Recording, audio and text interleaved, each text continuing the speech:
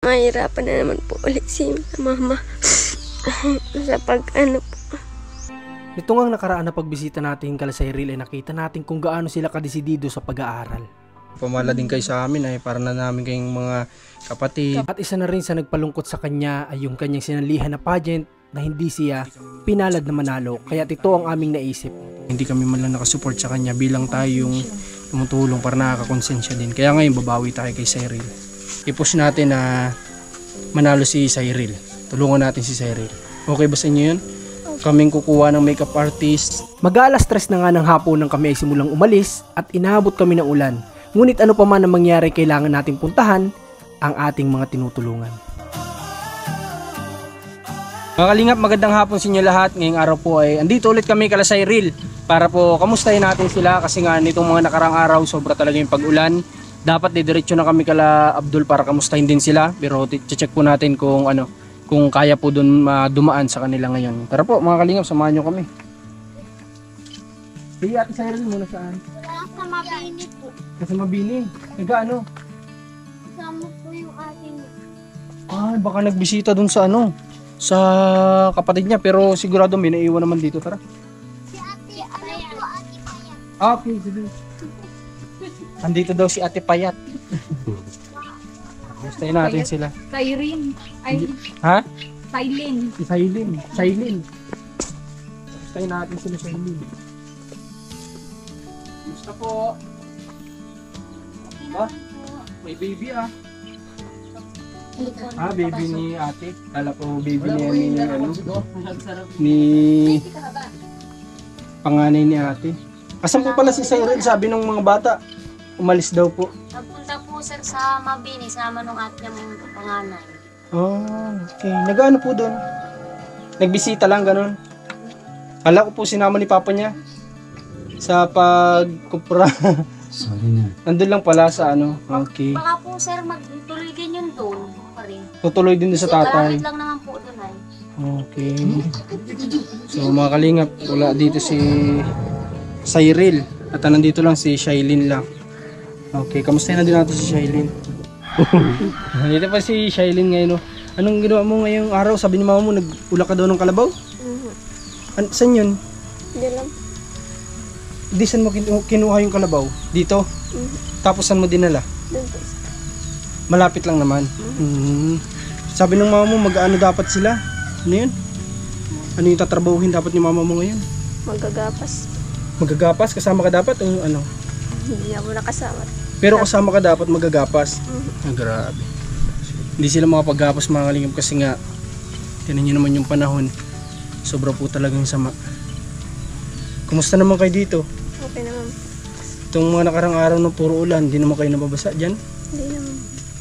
Goods, mabuti po yun kung ganun. Nagpunta kami dito kasi nabanggit sa akin ni Cyril nung nakaraan. Parang gusto niya ulit lumaban ng pageant ngayong darating na intramurals.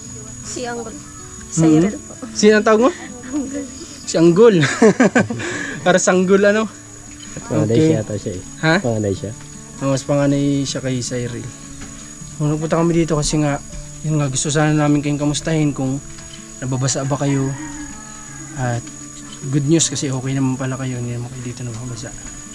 Tapos pumunta kami para kay Cyril sana, bigyan sana namin siya ng tulong para sa gusto niyang labanan sa susunod na pageant sa kanyang intramurals.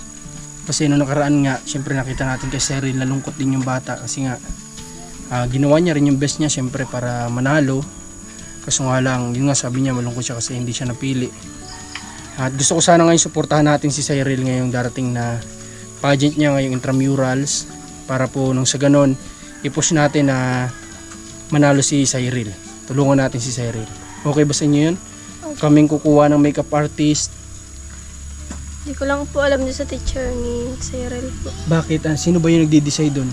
Yung teacher po ni Cyril. Ni Cyril. Pero for sure, i-accept naman nila yan kasi di ba? Kasi yan naman ay tulong din. Siyempre, magbabayad din sila sa artist. Sa ganon, kami nang bahala. No? Okay. Kami nang bahala. Ano pa ba yung mga kailangan niya? Costume, ganon. Kailangan niya ina-arkilan niya ba yun? Hiram po ng teacher. Yung teacher talaga nag-asikaso. So hindi lang pala si Cyril yung matutulungan natin dito, pati yung teacher niya na nag-aasikaso ng mga susutin ni Cyril. Itong intrams ba may money contest din ba ito? Wala. Hindi ko po alam. Pero siguro naman intramural siguro wala yun, no. Kung meron man, andito lang tayo, tutulong tayo kay Sir para may experience po ni Cyril na manalo, kasi porsigido yung bata. Siguro wala kasi siya, hindi ko siya matanong kung ito ba talaga yung dreams niya. Isa sa pangarap niya yung sumasali ng ganito. Ikaw alam mo ba? Hindi. Na wala siya nababanggit sa'yo na talagang gusto niya yung ganitong ginagawa niya? Wala. Ikaw? Ha? Ano ba yung gusto mo sana salihan? Wala po. Boxing. Kasi si Shailene ay tigasin to si Shailene dito sa kanila ay. Si mama mo, pwede ko bang makausap si mama mo? Okay, kausapin natin si mama ni Cyril kung okay lang sa kanila yung i-offer natin na ganun. Kasi malapit na po yan, ilang araw na lang. So nahiya din kami kasi nagsabi kami noong nakaraan na magsusupport kami sa kanya. So nga lang, yun, talagang nawala sa schedule namin, di namin na ilagay sa schedule. Dumaan na pala yung araw ng pageant ni Cyril, hindi kami nakapunta. So parang naano din kami na hindi kami man lang nakasupport sa kanya bilang tayo yung tumutulong para nakakakonsensya din. Kaya ngayon babawi tayo kay Cyril. Nay, halika po, Nay. Bali si Cyril po pala nagpunta sabi nyo kanina, nagpunta doon sa ate niya. Bakit po? Ano pong may ano po ba? O na-miss lang? Hindi po nag-uwi po dito yung kapatid nilang panganay. Tapos isinama siya pabalik doon. Dahil ngayon bakasyon naman, di ba? Kailan po ba yung balik nila sa school? 6 po. Okay, ano po yun? Hanggang bago magpasokan doon na siya? Mauwi daw po ay Sabado. So, bago magpasok. Bago magpasokan. Okay, siguro na-miss din ni Cyril. Si Cyril po ba malapit sila ng ate niya? Ano po? Siya, ganun silang magkakapatid. Halos lahat naman. Oh. Pero wala ba dito, nanay, sa mga kapatid mo yung talagang close na close talaga? O pantay-pantay lang yung pagiging closeness nila? Yung panganay ko po yung bunso. Yung panganay tsaka itong bunso yung lalaki, si Cyril o si Jixer? Panganay. Jixer po. Si Jixer. Tapos yung panganay mong babae. Ito namang dalawa, okay naman sila. Okay, kaya pala si Cyril sumama sa atin niya kasi yung iba po baga magkakapatid mga kalingap ay parang kumbaga nagkakailangan, yung iba nga parang walang pakialamanan, pero ito sila iba talaga to sila magkakapatid, talagang close sila halos lahat, pantay-pantay sabi nga ni nanay. Tapos sabi niyo dadaan din siya dun sa asawa niyo. Doon po sa mister ko nakikipagkuprahan baka po sa Ano po ba yung ginagawa ng mister niyo doon? Kupra? Ilang araw po yun na tinatrabaho? 10. Depende po sa yung kasama niya sa trabaho. Depende sa kasama kung mabilis kumilos, mabilis magtrabaho. Kung halimbawa po ay 10 araw, pag di naman kinaya, kalahating buwan, mga 15 araw, gano'n. Okay. So, nakadepende pala yun. Si Cyril, sabi niyo dadaan siya doon. Bumapunta daw po siya kay papa niya. Makitatay ba si Cyril? Mas makinanay? Pareho po. Parehas naman. Ang galing talaga, hindi ito yung parang isa lang na yung iba, kadalasan sa babae, papas boy talaga yan. Ang mga lalaki naman kung minsan kadalasan nasa nanay naman yung mas close sila. So ang galing, pantay-pantay lang talaga itong family na ito. So nanay, noong nakaraan kasi pasensya na talaga kayo, pati kami sa inyo, may kami pamanhin kasi nangako kami nung kay Sir na susupport kami sa kanya. Kaso nga lang, di talaga kami naka-attend nung araw na yun kasi sobrang dami namin schedule, di namin naisingit. Ngayon nabanggit ng anak nyo, gusto niya sumali ulit ng pageant. Ngayon intramurals, gusto sana namin sa kanya mag-support, nanay. Gusto sana namin sagutin lahat yung kailangan niya dun sa makeup artist.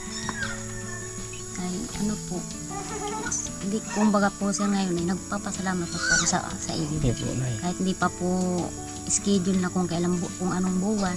Pero ang intramurals po, nay, after ng election yan ay ngayon daw po. Ngayon pong months na ito yan, November. Kaya malapit na po yan. Kaya gusto sana na makabawi man lang kami kay Cyril po. Okay lang po sa inyo?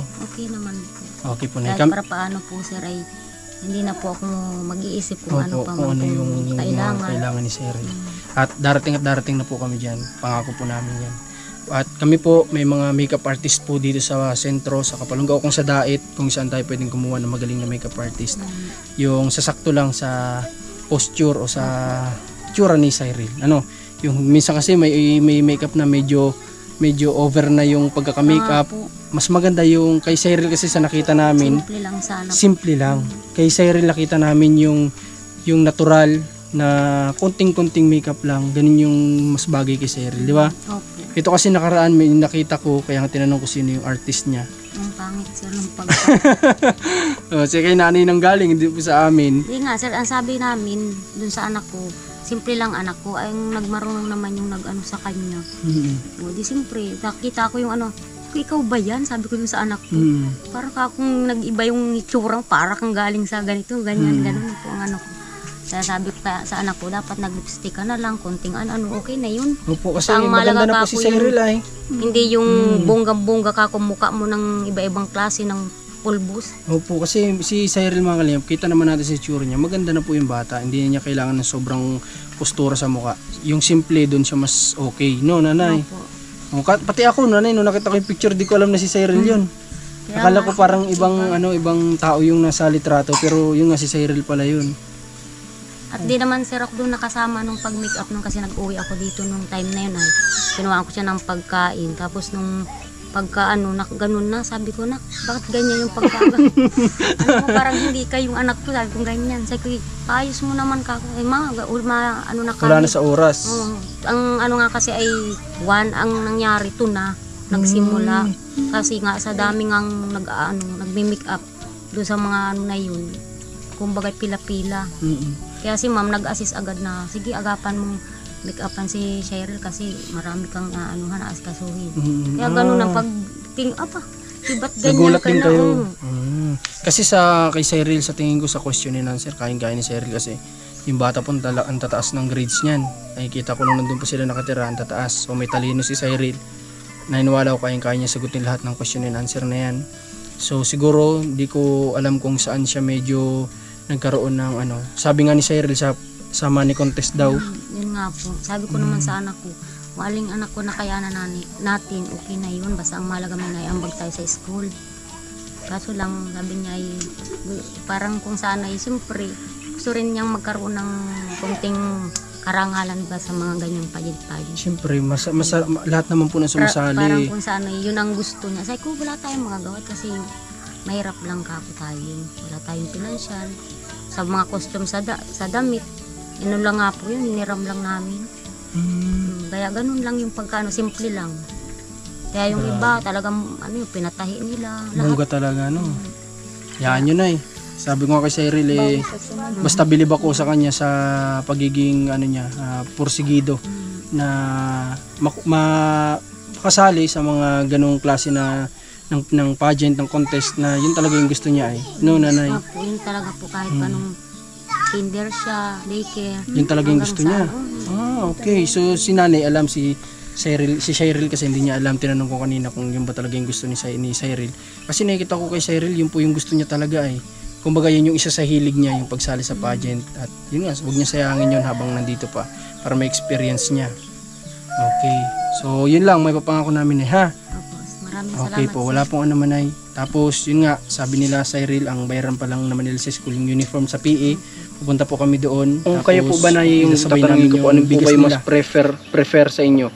Yung magdadala kami dito ng bigas na dadalhin nila Cyril sa kinakainan nila o doon na po kami magdadala ng bigas sa kinakainan nila mismo? Sa akin na. Ano po yung mas pabor sa inyo? Dito na lang. Dito na lang. Kasi po, siyempre, manbaga po sa pag-aan eh. Hindi rin alam. Okay, mas maigi yung mamonitor din ninyo, no? Okay, siguro inisip din nila nanay, siyempre, bigay yan sa atin. Kumbaga, dapat pahalagahan natin at i-monitor din natin, di ba? Okay, so sige po, kung yun po yung mas okay sa inyo, dito po ako magsusupply sa inyo ng bigas, tapos yun na po yung dadalhin nila sa Cyril doon, para yung bibigay ko ng mga allowance, di pang ulam na lang po problemahin, di ba? Okay po. So, mga kasakay na pagpasokan nila, nandun kami, bigay kami dun sa uniform. Ha? Okay po nanay. Ngayon po si Logic Sir, asan po pala? Kasama po niya. Kasama din? Kami lang po mag-ina ni Shaila na iwan dito. Kumusta naman yung pag-uwi ng panganay nyo dito? Halika na, dito ka po na yun. Ano sir? Kumusta po yung pag-uwi? Tuwa sir. Tuwa? Dahil po, kasi nakasama ko siya kahit isang buwan siyang nawala sa amin. Na-miss nyo siguro ng sobra, no? Kaya sabi ko nga salamat anak ko at kasama ka ni Papa mo pag-uwi dito. Kaya kumbaga, sinulit ko naman yung panahon para sa kanya kahit dalawang gabi lang kami. Ako nag-intindi sa anak, nag-alaga, siya ang pinatulog ko ng mahusay, kumbaga sa maging kontento yung pagtulog niya. Sabi niya sa akin, ma, okay naman yung doon sa pamilya, okay naman siya. Wala namang problema. Wala namang Importante yun, mahalaga yun. Na belong siya doon sa family. Yung maramdaman niya na belong siya sa family na kung nasaan siya ngayon. No, nanay, yun yung mas maganda po yun. Kung ganun yung pakiramdam ni, ano pa pangalan niya, nay? Sherlyn. Ni Sherlyn. Okay. Pero yun nga, nakakatuwa din kasi si nanay bilang lola, ginampanan niya pagiging lola talaga na ako na muna yung mag-alaga sa anak mo, magpahinga ka muna. Di ba? Total ako, apo ko to. Kahit magpupuyat ako, kaya magpuyat para dito. No, nanay. Galing. Sinacrifice ko po, sir, sa 2 gabi niyang pagpapahinga dito. Tapos nung time na yun na nagpaalam sa akin na aalis siya kasi yung biyanan niya ay may birthday daw yung lalaki. Parang naagano na naman yung dibdib ko. Parang napapaya ko, hindi ko lang sa anak ko na ako'y ganun sa kanya. Siyempre, mahal mo ang anak, ginagawa mo ang lahat. Hindi ko lang pinapahalata na ganun yung sa akin epekto. Grabe. Kumbaga kasi mga kalingap, unexpected na pangyayari, hindi pa si nanay ganun kahanda para mahiwalay sa kanya yung panganay na anak niya kasi nga medyo hindi pa naman talaga totally nasa ganung edad si Sherlyn. Kumbaga bata pa din si Sherlyn. Kaso nga lang, nandiyan na yan, kailangan na lang ni Sherlyn ay yung gabay, suporta ng magulang. Para, hindi naman hadlang yan. Ano pang plano niya? Gusto niya pa rin mag-aral? Opo. Gusto ko po, sir, para kahit para paano, umidad man kami, meron siyang magandang kinabukasan para sa anak naman niya. Okay. Maganda yung gusto ni nanay mangyari sa mga anak niya. Okay po, nay. Sa ngayon, napadaan lang kami kasi may pinuntahan po kami ditong tinulungan ni Commander. Sabi ko, dadaan ako dito. Tanong ko kung kumusta kayo nitong nag-uulan. At sabi ko, napag-usapan na rin naman namin nung nakaraang gabi ni Commander na babawi kami kay Sir, babawi tayo. Kaya pumunta na din po ako dito sa inyo. Naawa ako nung nung nag-iyak siya, na sabi niya talo siya, nay. Naawa ko kay sa Irene. Naiyak na po siya nung pagsabi pa lang niyang, nung tinanong ko po si Cyril, kumusta yung ang tagal niya po sumagot, tapos sinabi niyang, yun po, talo po ako. Pero yung pala pagsabi pa rin niya, naluluha na po siya nun. Kaya sabi ko, para na-consent siya na hindi tayo malang nakasupport sa kanya.